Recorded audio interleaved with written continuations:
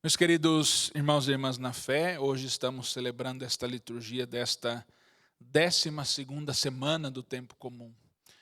Como é bom a gente rezar os textos da Sagrada Escritura e olhar para o nosso coração, para a nossa vida, não é? Eu sempre digo que a palavra de Deus toca a mim em primeiro lugar, não é? O ouvido que primeiro escuta é o meu.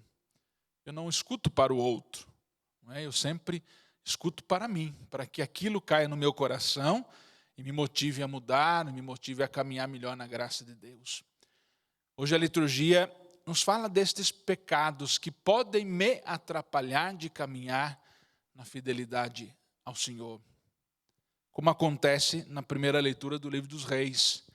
Vejam, o que leva o povo à escravidão, o que leva o povo a ser exilado, o que leva o povo ao afastamento deste caminho é o pecado. O pecado, e o texto diz isso, não é? Que o pecado leva o povo de Israel a afastar-se da graça. A Síria sendo dominada, conquistada, não só a Síria, mas cidades da região do chamado Reino do Norte, o Reino do Sul, faz com que o povo de Israel seja escravo, mas não porque outro conquistou. E aqui é importante porque quando a gente olha o pecado, a gente sempre acusa alguém que me ajudou a pecar. Ah, mas eu sou assim porque fui educado assim, ou eu pequei porque o meu marido, porque o meu filho, porque minha esposa. Sempre o meu pecado, alguém é culpado. Não fui eu que pequei por si só, mas alguém me fez. Mas aqui, a liberdade minha de aceitar ou não pecar. Liberdade que foi rompida, não é? O desejo de viver no caminho de Deus que foi rompida lá na criação, não é? Quando a gente olha o livro do Gênesis, não é? Adão e Eva decidiu escolher. E quando Deus questiona Adão e Eva, um culpa o outro, não é? Eu comi a maçã porque a cobra me motivou. E Adão diz, eu comi porque a mulher que me deu. A gente sempre vai colocando a minha decisão de trilhar esse caminho nos outros. E Deus quer fazer com que trilhemos o seu caminho, a sua fidelidade ao projeto de vida da nossa parte. A responsabilidade e a liberdade que o Senhor me dá de fato caminhar na graça dEle. E de evitar aquilo que eu decidi ou não escolher para a minha vida. Por isso que quando a gente fala isso, a gente entende por que Jesus dá esta condição de salvação, não é? No texto do Evangelho. Jesus para os seus discípulos não fala como conselho. Jesus não dá conselho para os discípulos. Olha, talvez vocês poderiam fazer desse jeito. Jesus não dá conselho, mas é condição. Não julgueis. Não condeneis. Jesus dá um mandato para os seus discípulos, não é?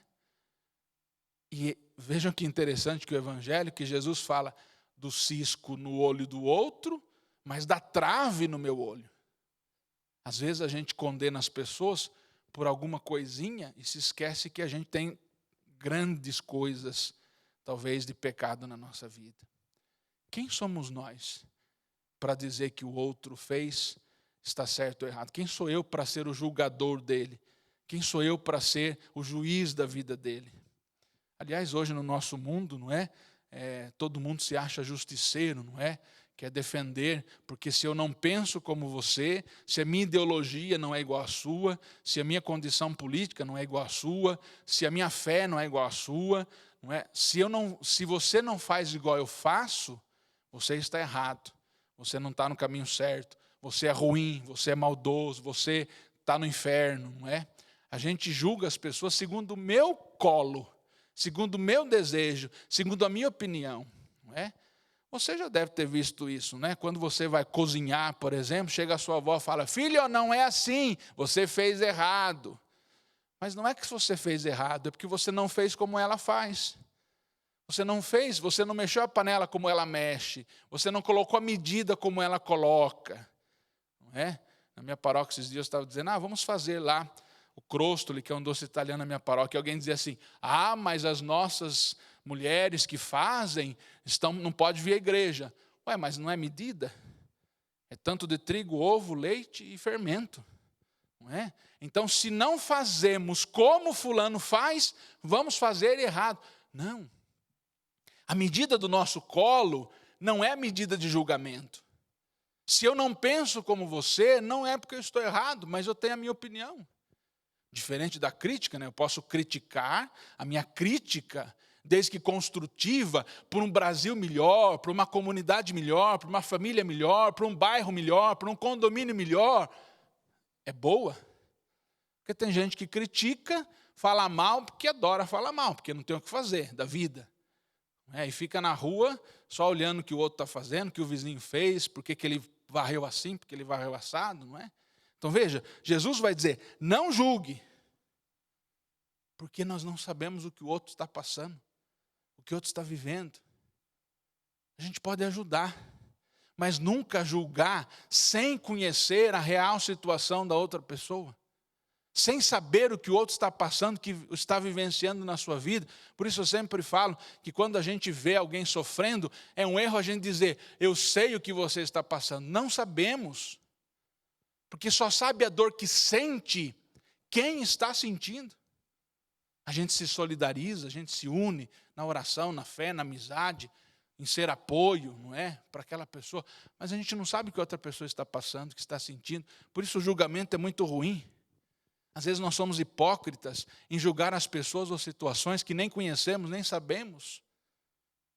E como eu digo, às vezes, em rede social todo mundo é corajoso, todo mundo é um leão, não é?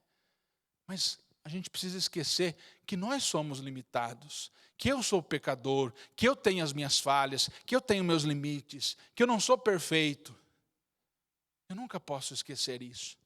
Que quando eu faço um julgamento, eu estou julgando em relação daquilo que eu acho que é certo ou errado. Porque a verdade, quando eu julgo, é a minha, não é a do outro. Então Jesus vai dizer, não julgue. E veja que Jesus vai dizer, o julgamento que eu faço com o outro, eu também serei julgado da mesma maneira. Em outro capítulo, em outro evangelista, Jesus vai dizer, com a mesma medida com que medides os outros, vós sereis medidos. Então, se eu sou severo, se eu sou duro, se eu sou o maior justiceiro da face da terra, da mesma maneira eu serei julgado também pelo Senhor.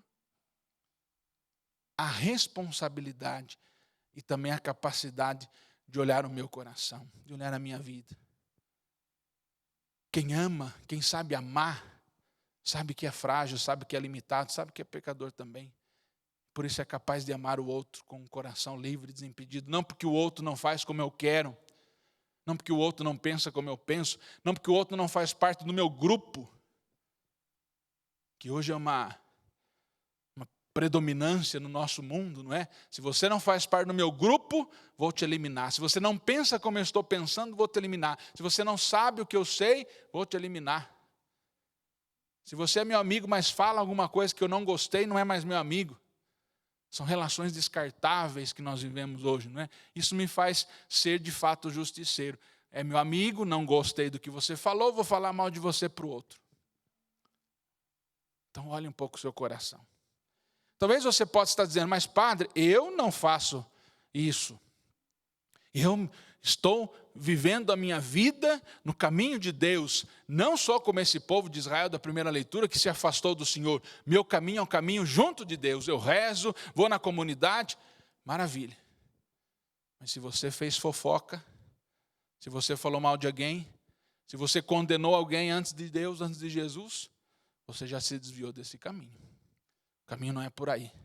O caminho de Deus é um caminho do perdão, da solidariedade, da misericórdia, que me aproxima dele e que faz com que eu me aproxime dele e por mim aproxime os outros dele. Toda vez que eu fui causa de afastamento do outro para Deus, para participar da sua vida, eu fui como o povo de Israel, distante do Senhor, e permiti que outros também se afastassem deste Deus, desse desejo de vida e de salvação para todos, não só para mim, mas para toda a humanidade. Louvado seja nosso Senhor Jesus Cristo. Para sempre seja louvado. E na